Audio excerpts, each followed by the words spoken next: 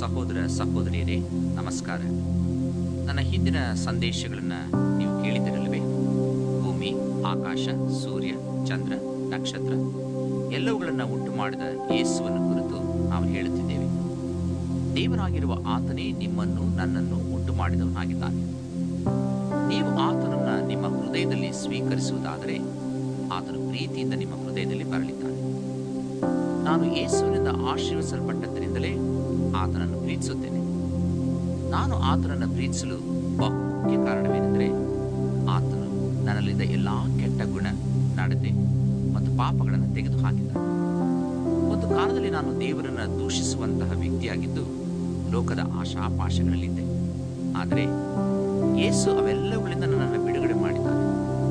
ಒಂದು ಕಾಲದಲ್ಲಿ ನಾನು ನನಗೋಸ್ಕರ ಜೀವಿಸುತ್ತಿದ್ದೆ. ಈಗ ನಾನು ನನಗೋಸ್ಕರವಲ್ಲ, ಯೇಸುವಿಗೋಸ್ಕರ ಜೀವಿಸುತ್ತಿದ್ದೇನೆ. ಅಂದರೆ ನನ್ನ ಜೀವಿತವನ್ನು ಬೇರೆಯವರಿಗೆ ಆಶೀರ್ವಾದವನ್ನು ತರುವಂತಹ ಜೀವಿತವನ್ನಾಗಿ ಮಾಡಲು ಬಯಸುತ್ತೇನೆ. ಯೇಸು ನನ್ನಲ್ಲಿದ್ದ ಭಯ, ಅಶಾಂತಿಯನ್ನು ತೆಗೆದುಹಾಕಿ ನನ್ನನ್ನು ಸಂತೋಷವಾಗಿರುವಂತೆ ಮಾಡಿದ್ದಾನೆ. ನನ್ನಲ್ಲಿ ಒಂದು ದೊಡ್ಡ ಸಂತೋಷವಿದೆ. ಯೇಸು ಪಾಪಿಗಳನ್ನು ಪ್ರೀತಿಸುತ್ತಾನೆ ಮತ್ತು ಪ್ರತಿಯೊಬ್ಬ ಪಾಪಿಯ ಜೀವಿತದಿಂದ ಪಾಪವನ್ನು ತೆಗೆದುಹಾಕಲು ಬಯಸುತ್ತಾನೆ. ನನ್ನ ಪ್ರಿಯ ಸಹೋದರ ಸಹೋದರಿಯರೇ, ನಮ್ಮ ಸ್ವಭಾವ ಪಾಪ ಮಾಡುವಂಥದ್ದು. ಆದ್ದರಿಂದಲೇ ನಾವೆಲ್ಲರೂ ಪಾಪಿಗಳಾಗಿದ್ದೇವೆ. ಈ ಕಥೆಯನ್ನು ಕೇಳಿ. ವಿಜಯ್ ತನ್ನ ತಂದೆಗೆ ಒಬ್ಬನೇ ಮಗ. ಆತನ ತಂದೆ ಆತನನ್ನು ಬಹಳವಾಗಿ ಪ್ರೀತಿಸುತ್ತಿದ್ದನು. ವಿಜಯ್ ತನ್ನ ತಂದೆಗೆ ಯಾವಾಗಲೂ ವಿಧೇಯನಾಗಿದ್ದು ತನ್ನ ತಂದೆಯ ತೋಟದ ಕೆಲಸದಲ್ಲಿ ಸಹಾಯ ಮಾಡುತ್ತಿದ್ದನು. ಒಂದು ದಿನ ಎಲ್ಲರೂ ನಿದ್ರಿಸುತ್ತಿರುವಾಗ ಒಬ್ಬ ಕಳ್ಳನು ಮನೆಯ ಹಿಂದಿನ ಬಾಗಿಲಿನ ಮುಖಾಂತರ ಒಳಗೆ ಬಂದನು. ಈ ಶಬ್ದ ಕೇಳಿ ವಿಜಯ್ ಎಚ್ಚರಗೊಂಡನು. ಏನು ನಡೆಯುತ್ತಿದೆ ಎಂದು ನೋಡಲು ಆಚೆ ಬಂದನು. ಈ ಕಳ್ಳನು ವಿಜಯನನ್ನು ನೋಡಿ ತನ್ನ ಕತ್ತಿಯಿಂದ ತಿವಿದು ಓಡಿ ಹೋದನು. ವಿಜಯ್ ಕಿರುಚುತ್ತಿದ್ದುದನ್ನು ಕೇಳಿ ತಂದೆ ಎಚ್ಚರಗೊಂಡು ಬದುಕಿಸಲು ಬಂದನು. ಆದರೆ ಸಾಧ್ಯವಾಗಿಲ್ಲ. ಆ ಹಳ್ಳಿಯ ಜನರು ಕಳ್ಳನನ್ನು ಹಿಡಿದು ವಿಜಯ್ ತಂದೆ ಬಳಿ ಕರೆತಂದರು. ಆ ಕಳ್ಳನ ಹೆಸರು ಸುರೇಶ್. ಎಲ್ಲರೂ ಸುರೇಶ್ನ ಮೇಲೆ ತಂದೆ ಸೇಡು ತೀರಿಸಿಕೊಳ್ತಾನೆ ಎಂದು ನೆನೆಸಿದರು. ಆದರೆ ಅದರ ಬದಲಾಗಿ ತಂದೆ ಹೇಳಿದರು, ನಾನು ಬಹಳವಾಗಿ ಪ್ರೀತಿ ಮಾಡುತ್ತಿದ್ದ ನನ್ನ ಒಬ್ಬನೇ ಮಗನನ್ನು ಕಳೆದುಕೊಂಡೆ. ನಾನು ನಿನ್ನನ್ನು ಶಿಕ್ಷಿಸಬಹುದು, ಆದರೆ ನಾನು ನಿನ್ನನ್ನು ದತ್ತು ತೆಗೆದುಕೊಂಡು ನನ್ನ ಸ್ವಂತ ಮಗನಂತೆ ನಿನ್ನನ್ನು ಸ್ವೀಕರಿಸಿ ನನಗಿರುವುದನ್ನೆಲ್ಲ ನಿನಗೆ ಕೊಡಲು ಇಷ್ಟಪಡುತ್ತೇನೆ ಎಂದರು. ನೀನು ನನ್ನ ಈ ಆಹ್ವಾನವನ್ನು ಸ್ವೀಕರಿಸುವಿಯಾ ಎಂಬುದಾಗಿ ಕೇಳಿದರು. ನನ್ನ ಪ್ರಿಯ ಸ್ನೇಹಿತರೆ, ಇದೇ ರೀತಿ ದೇವರು ತನ್ನ ಪ್ರೀತಿಯನ್ನು ನಮ್ಮ ಮೇಲೆ ತೋರಿಸುತ್ತಾನೆ. ನಾವು ಮಾಡಿದ ಎಲ್ಲ ಪಾಪಗಳ ನಿಮಿತ್ತ ಯೇಸು ಸತ್ತನು. ತಂದೆಯ ಒಬ್ಬನೇ ಮಗನನ್ನು ಕೊಂದ ಕಳ್ಳನಂತೆ ನಾವಿದ್ದೇವೆ. ನಮ್ಮನ್ನು ಪ್ರೀತಿಸಿ ಕರುಣೆ ತರುವ ನಮ್ಮ ದೇವರು ಆತನ ಮಕ್ಕಳಾಗುವಂತೆ ನಮ್ಮನ್ನು ಆಹ್ವಾನಿಸುತ್ತಾನೆ. ಇದನ್ನೇ ಕೃಪೆ ಎಂಬುದಾಗಿ ಕರೆಯುತ್ತೇವೆ. ದೇವರ ಈ ಆಹ್ವಾನವನ್ನು ನೀವು ಸ್ವೀಕರಿಸುವಿರಾ? ನಾವಿರುವಂತೆಯೇ ಆತನು ನಮ್ಮನ್ನು ಪ್ರೀತಿಸುತ್ತಾನೆ. ಈ ಯೇಸು ಮೂರನೇ ದಿನದಲ್ಲಿ ಮರಣದಿಂದ ಜೀವಿತನಾಗಿ ಎದ್ದು ಬಂದು ತನ್ನ ಶಿಷ್ಯರೊಂದಿಗೆ 40 ದಿವಸ ಜೀವಿಸಿದನು. ಈಗ ಆತನು ನಮ್ಮ ಹೃದಯದಲ್ಲಿ ನೆಲೆಸಲು ಇಷ್ಟಪಡುತ್ತಾನೆ. ಇಂದು ನಾವು ಯೇಸು ಯಾವ ರೀತಿ ಒಬ್ಬ ಪಾಪದ ಜೀವಿತವನ್ನು ಜೀವಿಸುತ್ತಿದ್ದ ಸ್ತ್ರೀಯನ್ನು ಅವಳ ಪಾಪಗಳಿಂದ ಬಿಡಿಸಿ ಸಂತೋಷದಿಂದ ಜೀವಿಸುವಂತೆ ಮಾಡಿದ ಎಂಬುದನ್ನು ನೋಡಲಿದ್ದೇವೆ. ಸುಮಾರು 2000 ವರ್ಷಗಳ ಹಿಂದೆ ಯೇಸು ಈ ಲೋಕದಲ್ಲಿ ಜೀವಿಸುತ್ತಿದ್ದ ದಿನಗಳಲ್ಲಿ ಒಂದು ದಿನ ಧಾರ್ಮಿಕ ನಾಯಕನಾದ ಸೀಮೋನನೆಂಬುವನ ಮನೆಗೆ ಔತಣಕ್ಕೆ ಹೋಗಿದ್ದನು. ಅದೇ ಪಟ್ಟಣದಲ್ಲಿ ಒಬ್ಬ ವೇಶ್ಯೆ ಇದ್ದಳು. ಯೇಸುವಿನ ಬಳಿ ಬಂದ ಆಕೆ ಆತನ ಪಾದದ ಬಳಿ ಅಳುತ್ತಾ ನಿಂತಳು. ಆಕೆ ಕಣ್ಣೀರಿನಿಂದ ಯೇಸುವಿನ ಪಾದವನ್ನು ತೊಳೆದಳು. ಈ ಸ್ತ್ರೀ ಯೇಸುವನ್ನು ಕಂಡ ಕೂಡಲೇ ಅವಳಲ್ಲಿದ್ದ ಪಾಪದ ಸ್ವಭಾವ ಆಕೆಯನ್ನು ಚುಚ್ಚಲಾರಂಭಿಸಿತು.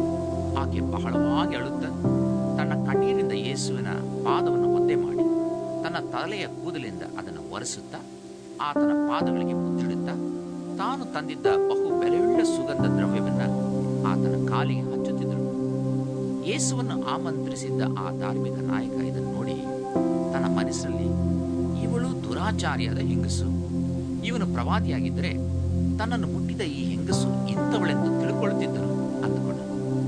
ಯೇಸು ತಾನೇ ದೇವರಾಗಿದ್ದರಿಂದ ಆ ಧಾರ್ಮಿಕ ಮನುಷ್ಯನು ತನ್ನ ಬಗ್ಗೆ ತಿಳಿದುಕೊಂಡದ್ದನ್ನು ಅರ್ಥ ಮಾಡಿಕೊಂಡನು.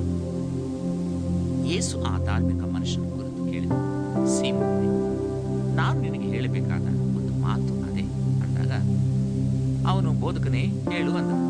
ಆಗ ಯೇಸು, ಒಬ್ಬ ಸಾಹುಕಾರನಿಗೆ 2 ಸಾಲುಗಾರರಿದ್ದರು. ಒಬ್ಬನು 500 ರೂಪಾಯಿ, ಮತ್ತೊಬ್ಬನು 50 ರೂಪಾಯಿ ಕೊಡಬೇಕಾಗಿತ್ತು. ತೀರಿಸುವುದಕ್ಕೆ ಅವರಿಗೆ ಗತಿ ಇಲ್ಲದ್ದರಿಂದ ಆ ಇಬ್ಬರಿಗೂ ಸಾಲವನ್ನು ಬಿಟ್ಟುಬಿಟ್ಟರು. ಹಾಗಾದರೆ ಅವರಲ್ಲಿ ಯಾವನು ಆ ಸಾಹುಕಾರನನ್ನು ಹೆಚ್ಚಾಗಿ ಪ್ರೀತಿಸಾನು ಎಂದು ಕೇಳಿದ್ದಕ್ಕೆ ಸೀಮೋನನು, ಯಾವನಿಗೆ ಹೆಚ್ಚಾಗಿ ಬಿಟ್ಟನು ಅವನೇ ಎಂದು ಭಾವಿಸುತ್ತೇನೆ ಅಂದನು. ಯೇಸು ಅವನಿಗೆ, ನೀನು ಸರಿಯಾಗಿ ತೀರ್ಪು ಮಾಡಿದೆ ಎಂದು ಹೇಳಿ ಆ ಹೆಂಗಸನ ಕಡೆಗೆ ತಿರುಗಿಕೊಂಡು ಸೀಮೋನನಿಗೆ ಹೇಳಿದ್ದೆಂದರೆ, ಈ ಹೆಂಗಸನ್ನು ನೋಡಿದ್ಯಾ? ನಾನು ನಿನ್ನ ಮನೆಗೆ ಬಂದಾಗ ನೀನು ನನ್ನ ಕಾಲಿಗೆ ನೀರು ಕೊಡಲಿಲ್ಲ. ಇವಳಾದರೂ ನನ್ನ ಕಾಲುಗಳನ್ನು ಕಣ್ಣೀರಿಂದ ತ್ಯಾಗ ಮಾಡಿ ತನ್ನ ತಲೆಯ ಕೂದಲಿನಿಂದ ಒರೆಸಿದಳು. ನೀನು ನನಗೆ ಮುದ್ದಿಡಲಿಲ್ಲ. ಇವಳಾದರೂ ನಾನು ಒಳಗೆ ಬಂದಾಗಿನಿಂದ ನನ್ನ ಕಾಲಿಗೆ ಮುದ್ದಿಡುವುದನ್ನು ಬಿಟ್ಟಿಲ್ಲ. ನೀನು ನನ್ನ ತಲೆಗೆ ಎಣ್ಣೆ ಹಚ್ಚಲಿಲ್ಲ. ಇವಳಾದರೂ ಸುಗಂಧ ತೈಲವನ್ನು ಕಾಲಿಗೆ ಹಚ್ಚಿದಳು. ಹೀಗೆರಡು ನಾನು ಹೇಳುವ ಮಾತೇನೆಂದರೆ, ಇವಳ ಪಾಪಗಳು ಬಹಳವಾಗಿದ್ದರೂ ಕ್ಷಮಿಸಲ್ಪಟ್ಟಿವೆ. ಇದಕ್ಕೆ ಪ್ರಮಾಣವೇನೆಂದರೆ, ಇವಳು ತೋರಿಸಿದ ಪ್ರೀತಿ ಬಹಳ. ಆದರೆ ಯಾವನಿಗೆ ಸ್ವಲ್ಪ ಮಾತ್ರ ಕ್ಷಮಿಸಲ್ಪಟ್ಟಿದೆಯೋ ಅವನು ತೋರಿಸುವ ಪ್ರೀತಿಯು ಸ್ವಲ್ಪವೇ ಅಂದನು. ಆಮೇಲೆ ಆತನ ಅವಳಿಗೆ, ನಿನ್ನ ಪಾಪಗಳು ಕ್ಷಮಿಸಲ್ಪಟ್ಟಿವೆ ಎಂದು ಹೇಳಿದನು. ಆತನ ಸಂಗಡ ಊಟಕ್ಕೆ ಕುಳಿತುಕೊಂಡು, ಪಾಪಗಳನ್ನೂ ಸಹ ಕ್ಷಮಿಸಿ ಬಿಡುವನು ಇವನು ಯಾರು ಎಂದು ತಮ್ಮೊಳಗೆ ಅಂದುಕೊಂಡೆ. ಆದರೆ ಆತನ ಹೆಂಗಸಿಗೆ, ನಿನ್ನ ನಂಬಿಕೆಯೇ ನಿನ್ನನ್ನು ರಕ್ಷಿಸದೆ ಸಮಾಧಾನದ ಹೋಗು ಎಂದು ಹೇಳಿದನು. ಆಗಿನ ಕಾಲದಲ್ಲಿ ಯಾರಾದರೂ ಅತಿಥಿ, ವಿಶೇಷವಾಗಿ ಬಹು ಪ್ರಾಮುಖ್ಯ ವ್ಯಕ್ತಿ ಮನೆಗೆ ಬಂದರೆ ಮನೆಯವರು ಬರುವವರಿಗೆ ಕಾಲಿಗೆ ನೀರು ಕೊಡುವುದು ಮತ್ತು ಆ ವ್ಯಕ್ತಿಯ ತಲೆಯನ್ನು ತೈಲದಿಂದ ಅಭಿಷೇಕಿಸುವುದು ವಾಡಿಕೆಯಾಗಿತ್ತು. ಆದರೆ ಇಲ್ಲಿ ಈ ಧಾರ್ಮಿಕ ವ್ಯಕ್ತಿಯಾದ ಸೀಮೋನನು ಇದನ್ನು ಮಾಡಲಿಲ್ಲ. ಯೇಸು ಪಾಪಿಗಳನ್ನು ಕ್ಷಮಿಸಲು ಶಕ್ತನು ಎಂಬುದಾಗಿ ಆ ದುರಾಚಾರ್ಯದ ಹೆಂಗಸು ಅರಿತವಳಾದ್ದರಿಂದ ಯೇಸುವಿನ ಪಾದದ ಬಳಿ ಬಂದು ಅತ್ತಳು. ಆಕೆ ಹಿಂತಿರುಗಿ ಹೋಗುವಾಗ ಬಹಳ ಸಂತೋಷವಾಗಿ ಹೋದಳು. ಕಾರಣ ಈಗ ಅವಳು ವೇಶ್ಯೆಯಲ್ಲ, ಬದಲಾಗಿ ದೇವರಿಂದ ಪುನೀತಳಾದ ಹೆಂಗಸಾಗಿದ್ದಳು. ಯೇಸು ಅಪವಿತ್ರ ವ್ಯಕ್ತಿಯನ್ನ ಪವಿತ್ರ ವ್ಯಕ್ತಿಯನ್ನಾಗಿ ಮಾಡಬಲ್ಲನು. ಯಾಕೆಂದರೆ ಯೇಸು ಹೇಳಿದನು, ನಾನು ಪಾಪಿಗಳನ್ನು ರಕ್ಷಿಸಲು ಬಂದಿದ್ದೇನೆ, ನೀತಿವಂತರನ್ನಲ್ಲ. ನೀತಿವಂತರು ಒಬ್ಬರೂ ಇಲ್ಲ.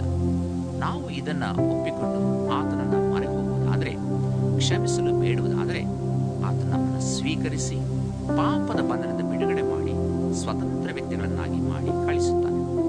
ವೇಶ್ಯತನ, ಕೊಲೆ, ಕಳ್ಳತನ ಮುಂತಾದ ಕೆಟ್ಟ ಕಾರ್ಯಗಳಿಂದ ಬಿಡುಗಡೆ ಪಡೆಯಬೇಕಾದರೆ ನೀವು ಯೇಸುವನ್ನು ಸಂಧಿಸಬಹುದಾಗಿದೆ.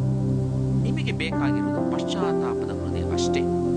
ಯೇಸು ನಿಮ್ಮನ್ನು ಸ್ವೀಕರಿಸಿ ನಿಮ್ಮನ್ನು ಸಂಪೂರ್ಣವಾಗಿ ನಿಮ್ಮ ಪಾಪಗಳಿಂದ ತೊಳೆದು ಬಿಡುವುದು. ಆತನ ನೀವು ಯಾವಾಗ ಬೇಕಾದರೂ ಸಂಧಿಸಬಹುದು. ಯಾಕೆಂದರೆ ಆತನು ನಿದ್ರಿಸುವುದಿಲ್ಲ, ಆಯಾಸಗೊಳ್ಳುವುದೂ ಇಲ್ಲ. ನನ್ನ ಪ್ರಿಯ ಸಹೋದರ ಸಹೋದರಿಯರೇ, ಯೇಸುವನ್ನು ನಿಮ್ಮ ಹೃದಯದಲ್ಲಿ ಸ್ವೀಕರಿಸಲು ಇಚ್ಛಿಸುವಿರಾ? ಸಕಲವನ್ನೂ ಸೃಷ್ಟಿಸಿದ ಈ ದೇವರು ನಿಮ್ಮಲ್ಲಿ ನೆಲೆಸಲು ಬಹು ಪ್ರೀತಿಯಿಂದ ಕಾದಿದ್ದಾನೆ. ಆತನು ನಿಮ್ಮ ಜೀವಿತದಲ್ಲಿ ಸಂತೋಷವನ್ನು ತರಲಿದ್ದಾನೆ. ಆತನು ನಿಮ್ಮನ್ನು ಪ್ರೀತಿಸುತ್ತಾನೆ. ನೀವು ಆತನನ್ನು ನಂಬಿ ವಿಶ್ವಾಸಿಸುವುದಾದರೆ ಆತನು ನಿಮ್ಮ ಜೀವಿತವನ್ನು ಆಶೀರ್ವಾದಮಯವನ್ನಾಗಿ ಮಾಡಿ ನಿಮ್ಮಲ್ಲಿರುವ ಎಲ್ಲಾ ಕಹಿ ಅನುಭವಗಳನ್ನು ತೆಗೆದುಹಾಕಿ ನಿಮ್ಮೊಂದಿಗೆ ಸದಾ ಇರುತ್ತಾನೆ. ಯೇಸು ಹೇಳಿದ್ದಾನೆ, ನಾನು ಅಂತ್ಯದವರೆಗೆ ನಿಮ್ಮೊಂದಿಗೆ ಇರುವೆನು ಎಂಬುದಾಗಿ. ನಿಮ್ಮ ಜೀವನ ಪರ್ಯಂತರ ಆತನು ನಿಮ್ಮೊಂದಿಗೆ ಇದ್ದು ನಿಮ್ಮನ್ನು ಸಂರಕ್ಷಿಸಲಿದ್ದಾನೆ. ಒಬ್ಬ ವೈದ್ಯನು ಕ್ಯಾನ್ಸರ್ ರೋಗಿಯಿಂದ ರೋಗಾಣುಗಳನ್ನು ಹೊರಗೆ ತೆಗೆಯುವಂತೆ ಯೇಸು ನಿಮ್ಮಿಂದ ನಿಮ್ಮ ಪಾಪಗಳನ್ನು ಹೊರಗೆ ತೆಗೆಯುತ್ತಾನೆ. ನೀವು ಸತ್ಯದ ಜೀವಿತವನ್ನು ಜೀವಿಸುವಂತೆ ಆತನು ಕೃಪೆಯನ್ನು ನೀಡುತ್ತಾನೆ. ಪ್ರಿಯ ಸಹೋದರ ಸಹೋದರಿಯರೇ, ನೀವು ಆತನನ್ನು ನಂಬುವಂತೆ, ಪ್ರೀತಿಸುವಂತೆ ಮತ್ತು ವಿಶ್ವಾಸವಿಡುವಂತೆ ನಿಮ್ಮನ್ನು ಆಹ್ವಾನಿಸುತ್ತೇವೆ. ಆತನು ನಿಮ್ಮ ಭಯವನ್ನು ನೀಗಿಸುತ್ತಾನೆ. ನಿಮ್ಮ ಜೀವಿತದಲ್ಲಿ ಬರುವ ಎಲ್ಲ ಬಿರುಗಾಳಿ, ಅಪಾಯಗಳು, ವ್ಯಾಧಿಗಳು ಇವೆಲ್ಲಗಳ ಮಧ್ಯದಲ್ಲಿ ಆತನು ನಿಮ್ಮೊಂದಿಗೆ ಇದ್ದು ನಿಮ್ಮನ್ನು ಸಂರಕ್ಷಿಸುತ್ತಾನೆ. ನಿಮ್ಮ ಎಲ್ಲ ದುಶ್ಚಟಗಳಿಂದ ನಿಮ್ಮನ್ನು ಬಿಡುಗಡೆ ಮಾಡುತ್ತಾನೆ. ಒಂದು ವೇಳೆ ನೀವು ಕಳ್ಳತನ ಮಾಡುತ್ತಿರಬಹುದು ಅಥವಾ ಕೊಲೆ ಮಾಡಿರಬಹುದು, ಬೇರೊಬ್ಬರನ್ನು ಮೋಸಗೊಳಿಸಿರಬಹುದು. ಚಿಂತೆ ಮಾಡಬೇಡಿ, ಯೇಸು ಎಲ್ಲವುಗಳಿಂದ ನಿಮ್ಮನ್ನು ಬಿಡಿಸುತ್ತಾನೆ. ಈ ಕಾರ್ಯವನ್ನು ಮಾಡಲು ಆತನು ಇಷ್ಟಪಡುತ್ತಾನೆ. ನಿಮ್ಮ ಎಲ್ಲಾ ದುಷ್ಟ ಸ್ವಭಾವಗಳ ಮೇಲೆ ಜಯವನ್ನು ಆತನು ಕೊಡುತ್ತಾನೆ. ಆತನು ನಿಮ್ಮನ್ನು ತೊರೆಯುವುದಿಲ್ಲ. ನಿಮ್ಮ ಜೀವಿತದಲ್ಲಿ ಅದೃಶ್ಯ ದೇವರಾಗಿ ಸದಾ ನಿಮ್ಮೊಂದಿಗಿರುತ್ತಾನೆ. ಯೇಸು ನಿಮ್ಮನ್ನು ಕರೆಯುತ್ತಿದ್ದಾನೆ. ಈ ಆಹ್ವಾನವನ್ನು ಸ್ವೀಕರಿಸಲು